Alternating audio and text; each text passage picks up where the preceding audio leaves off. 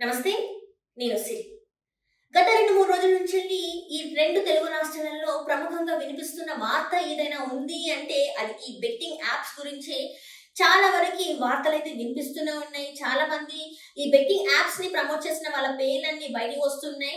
ఇందులో ప్రముఖంగా ఏంటంటే నా అన్వేషణ ఇంకా తెలంగాణ ఆర్టీసీ ఎండి సజ్జనర్ గారు ఎప్పుడైతే వీళ్ళు ట్వీట్లే కావచ్చు, వీడియోలో కావచ్చు కొన్ని రిలీజ్ చేసినప్పటి నుంచి చాలా మంది పేర్లు అయితే బయటకు వినిపిస్తున్నాయి.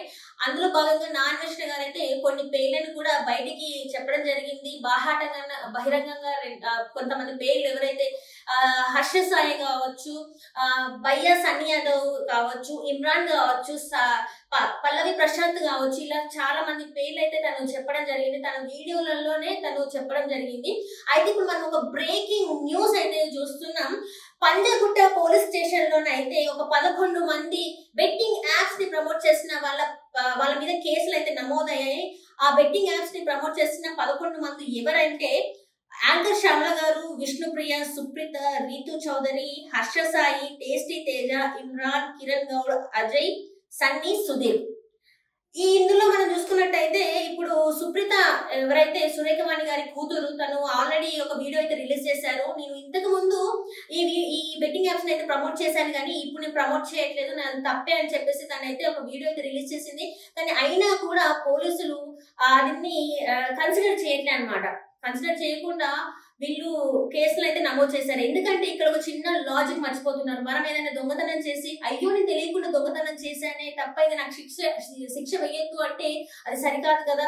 అట్లనే ఏమైనా మర్డర్ చేసేసి అయ్యో అప్పుడు తెలియకుండా నేను మర్డర్ చేశానా, ఇప్పుడు నేను శిక్షకి అర్హుని కాదు, నాకు తెలియకుండా జరిగిందంటే కాదు కదా. ఎందుకంటే అందరూ అట్లనే చేస్తారు కాబట్టి తప్పు ఎప్పుడు చేసినా అది తప్పే, ఎప్పటికైనా శిక్ష పడాల్సిందే అన్న రీతిలో ఇప్పుడు పోలీసులు వీళ్ళ మీద యాక్షన్ తీసుకుంటారేమో అని అనిపిస్తుంది. ఎందుకంటే ఈ 11 మంది మీద అయితే పంజగుట్ట పోలీస్ స్టేషన్ లో కేసు కూడా నమోదు చేయడం జరిగింది. అండ్ అట్లనే ఇక్కడ రీతు చౌదరి చూసుకుంటే మొన్న ఈ మధ్య కాలంలో ఒక 2-3 మంత్స్ బ్యాక్ చూసుకున్నట్టయితే అక్కడ ఆంధ్రాలో ఒక ల్యాండ్ స్కామ్ ఏదైతే ఉందో, 700 కోట్ల రూపాయల ల్యాండ్ స్కామ్ ఏదైతే ఉందో అందులో కూడా తను పేరు బాగా వినిపించింది. అండ్ ఇక్కడ చూసుకున్నట్టయితే హర్ష సాయి ఎవరైతే ఉన్నారో మనకు తెలిసిందే, చాలా మందికి హెల్ప్ చేస్తున్నట్టుగా వీడియోలు తీసేసి ఎంత మందికి హెల్ప్ చేశారో అన్ని చూసాము. ఒక చిన్న లాజిక్ ఏంటంటే ఇక్కడ మనం మర్చిపోయింది ఏంటంటే అసలు వీళ్ళకి ఇట్లా పంచిపెట్టడానికి ఎక్కడి నుంచి ఇన్ని ఆస్తులు వస్తున్నాయి, ఇంత డబ్బు ఎక్కడి నుంచి వస్తుంది అనేది మనం మర్చిపోయి వీళ్ళని మనము దేవుళ్ళలాగా అనుకొని వీళ్ళని ఫాలో అవుతున్నాము. వీళ్ళ అడుగుదడలో నడిచి ఈరోజు మనము డబ్బులు కోల్పోయినాం, మన ప్రాణాలను కోల్పోయినాం, మన కుటుంబాలని రోడ్డు పాలు చేయడానికి చేశాం. యాక్చువల్లీ చాలా మంది వీళ్ళని నమ్మి ఈ బెట్టింగ్ యాప్స్ లలో డబ్బులు పెట్టి అప్పుల పైన పాలైన వాళ్ళు ఉన్నారు, కుటుంబాలకి దూరమైన వాళ్ళు ఉన్నారు, ఆత్మహత్యలు చేసుకున్నారు, కుటుంబాలని రోడ్ పాలు చేసిన వాళ్ళు ఉన్నారు. అండ్ అట్లనే టేస్టీ తేజ, తిను బిగ్ బాస్ మనం లాస్ట్ టైం చూసుకున్నట్టయితే బిగ్ బాస్ సీజన్ 8 లో కూడా రావడం జరిగింది. దీనికి చాలా వరకు ఆ టీ షాప్స్ అంటే ఫ్రాంచైజ్ మనం చూసాం. తను కూడా చెప్పాడు నేను చాలా డబ్బులు సంపాదించిన, ఆ షోలోనే బహిరంగంగానే చెప్పాడు. మరి ఆయనకు కూడా ఆ డబ్బులు ఎట్లా వచ్చినాయి అంటే యూట్యూబ్ ద్వారానే వచ్చినాయి అన్నాడు. కానీ మరి బెట్టింగ్ యాప్స్ ప్రమోట్ చేశారా లేదనేది మనకు తెలియని విషయం అనమాట. ఈ కిరణ్ గౌడ్, అజయ్, సన్నీ వీళ్ళందరూ కూడా యూట్యూబర్స్. వీళ్ళందరూ మరి ఎట్లా వీళ్ళు అసలు ఏ రకంగా ఈ బెట్టింగ్ యాప్స్ ని ప్రమోట్ చేశారో మనకు తెలియదు. కానీ చాలా వరకు అయితే వీళ్ళని నమ్మి డబ్బులు పెట్టి మోసపోయిన వాళ్ళు చాలా మంది ఉన్నారు. అండ్ అట్లనే వీళ్ళైతే అఫీషియల్ గా ఇప్పటి వరకు వస్తున్న పేర్లు అంతే ఇవి. ఇంకా చాలా మంది బయటకు వచ్చే పరిస్థితులు ఉన్నాయి. ఎందుకంటే కొంతమంది యూట్యూబర్స్ కూడా వాళ్ళకి తెలిసిన వాళ్ళ పేర్లు కూడా బయటకు చెప్పే అవకాశం ఉంది.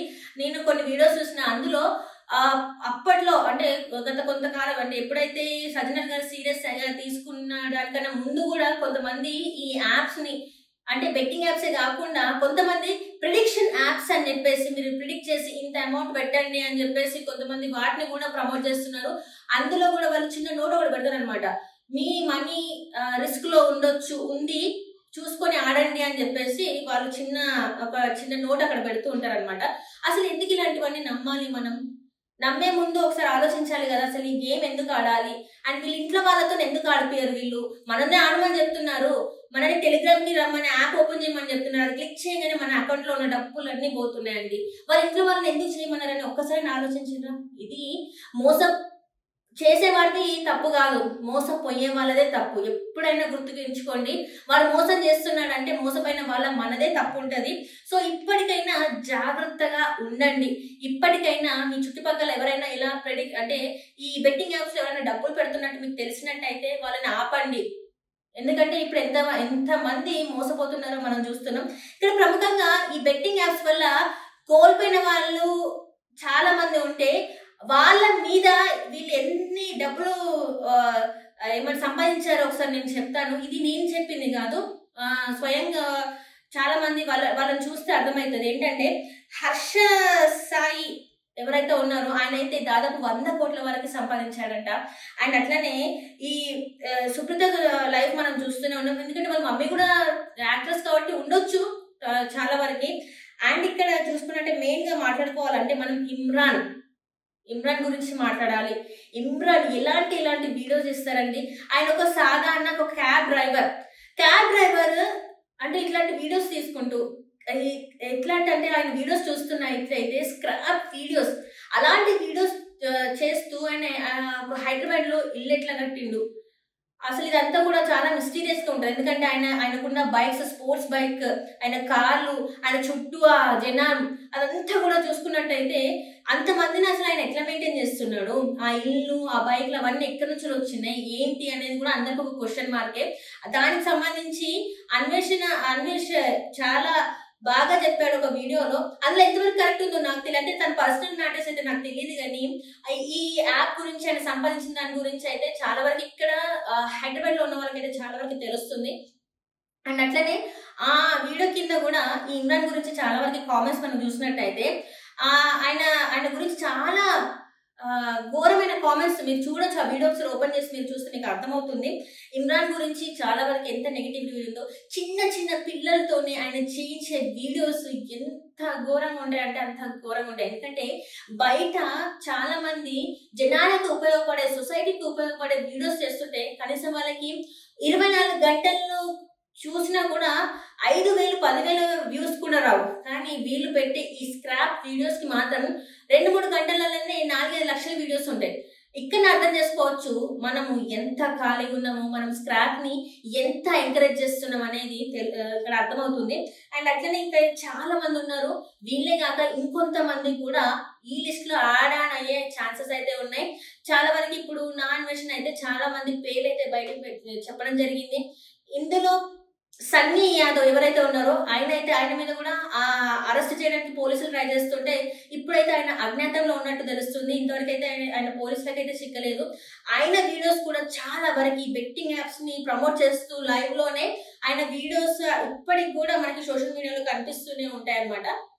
వాళ్ళ అమ్మకి బంగారం కొన్న విషయమే కావచ్చు, 5 floors ఇల్లు కొన్నదే కావచ్చు. చాలా మంది నేను బైక్ రైడ్ చేసే వాళ్ళని చూసానండి. వాళ్ళకి ఎవరైనా స్పాన్సర్ ఉంటేనే వాళ్ళు ట్రావెలింగ్ కి వెళ్ళడానికి కుదురుతారు. ఎందుకంటే అంతంత దూరం అంత ఈజీగా మన ఓన్ డబ్బులు పెట్టుకొని వెళ్ళలేము. ఎందుకంటే మనం జాబ్ చేయనప్పుడు మన దగ్గర అసలు డబ్బు లేనప్పుడు స్పాన్సర్షిప్ తోనే వెళ్ళగలుగుతాం. మరి ఆయన ఏం లేకుండా ఈ బెట్టింగ్ యాప్స్ తోనే వెళ్ళిందని చెప్పేసి మనకి క్లియర్ గా తెలుస్తుంది. అంత పెద్ద ఇల్లు కట్టిండు అదంతా అంటే మామూలు విషయం కాదు. 30 crores పైన సంపాదించాడని చెప్పేసి కూడా తెలుస్తుంది. ఇమ్రాన్ కూడా 20 crores వరకు సంపాదించాడని తెలుస్తుంది. అండ్ అట్లనే ఈ హర్ష సాయి అయితే లెక్కలేదు 100 కోట్ల వరకు అని అంటున్నారు. మరి అందులో ఎంతవరకు వాస్తవం మనకు తెలియదు. సో మీరు కూడా చాలా జాగ్రత్తగా ఉండండి. మీ చుట్టుపక్కల ఉన్న వాళ్ళని కూడా వాళ్ళని ఎడ్యుకేట్ చేయండి. ఈ బెట్టింగ్ యాప్స్ లో డబ్బులు పెట్టకుండా చూడండి. సో ఇంకెంతమంది యాడ్ అవుతారో మరికొన్ని రోజులు చూస్తే మనకి అర్థమవుతుంది. అండ్ వీళ్ళకి కూడా ఎలాంటి శిక్ష పడే అవకాశం ఉందో కూడా మనకి కొన్ని రోజులు ఆగితే తెలిసే ఛాన్సెస్ ఉన్నాయి. Thank you so much.